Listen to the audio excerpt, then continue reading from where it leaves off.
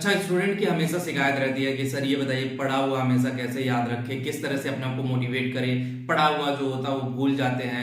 तो मैं आज की वीडियो में आप लोगों को बताने जा रहा हूँ कि किस तरह से जो आप पढ़ाई कर रहे हो वो पढ़ा हुआ किस तरह से याद रखोगे। आप किसी भी एग्जाम की प्रिपरेशन कर रहे हो और पढ़ा हुआ याद करने के लिए आपको ये जो टिप्स मैं बता रहा हूँ शायद बहुत काम आने वाला।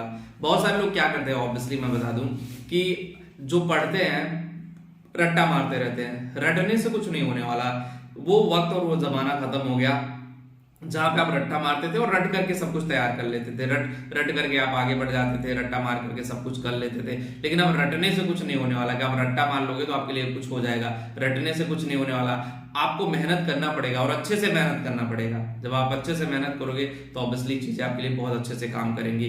और रटने से बेहतर ये है कि आप समझिए, चीजों को समझिए। समझेंगे तभी जाकर के बहुत अच्छे से कर पाएंगे। और समझना बहुत जरूरी है। देखो, जब किसी भी चीज को आप याद कर रहे हो तो पहले उसको समझिए, समझने के बाद उसको अपने आसान भाषा में कन्वर्ट करिए, जिस लैंग्वेज में आप समझ पाए। जैसे कोई चीज इंग्लिश में है, अगर इंग्लिश में उतनी अच्छे से समझ में नहीं आ रही है तो पहले आपको गूगल ट्रांसलेट यूज करके हिंदी में कन्वर्ट कर लो।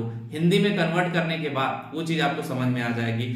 फिर जाकर के आप इंग्लिश में 2-3 बार उसको पढ़ो। 2-3 बार पढ़ने के बाद आपको समझ में आ जाएगा कि नहीं, अगर ये चीज हम कर रहे हैं तो ऑब्वियसली ये ऐसे होगा।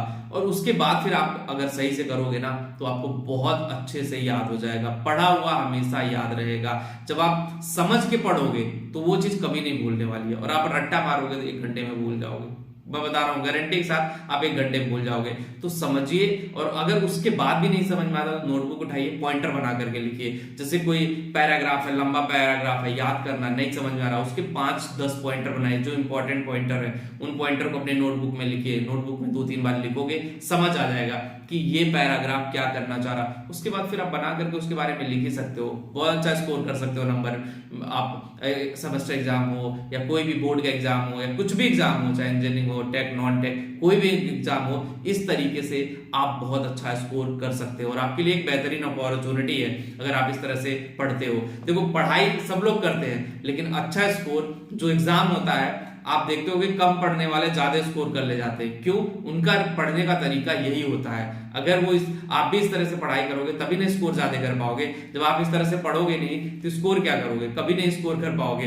देखो, मैंने ऐसे ऐसे लोगों को देखा 10-10 घंटे पढ़ते रहते हैं, 15-15 घंटे पढ़ाई करते रहते हैं, लेकिन जब एग्जाम होता है तो आउटपुट 0 होता है। 3 आवर्स का जो एग्जाम होता है उसमें कितना अच्छा परफॉर्म करते हो, ये सबसे बड़ा मैटर रखता है। पूरे साल आपने क्या पढ़ा है, पूरे साल आपने कौन सी पढ़ाई की, कोई लेना देना नहीं। लेकिन जो 3 घंटे होता है ना, वही बताता है कि आप कितनी पढ़ाई किए हो। उस 3 घंटे में आपका जो ब्रेन है, आपका जो माइंड सेट है, वो कितना अच्छे से चल जाता है, एग्जाम में कितना अच्छा परफॉर्म कर देता है, वो सबसे ज्यादा मैटर रखता है। तो जो तरीका मैंने बताया, अगर आप लोग ये तरीका यूज करते हो तो हमेशा जो पढ़ा हुआ है वो आपको कभी नहीं भूलेगा और लाइफ में आप बहुत कुछ कर सकते हो। तो बस वीडियो में इतना ही। और वीडियो अच्छी लगी तो लाइक, शेयर, कमेंट जरूर करिएगा। और पहली बार चैनल पे आए तो चैनल सब्सक्राइब करिए। और अगर आपको कंसल्टिंग सर्विसेज चाहिए तो 2000 की सर्विस सिर्फ 199 रुपए में है। लिंक डिस्क्रिप्शन दे रहा हूँ, आप 199 रुपए में डायरेक्टली मेरे से बात कर सकते हो। वीडियो में इतना ही। Thank you.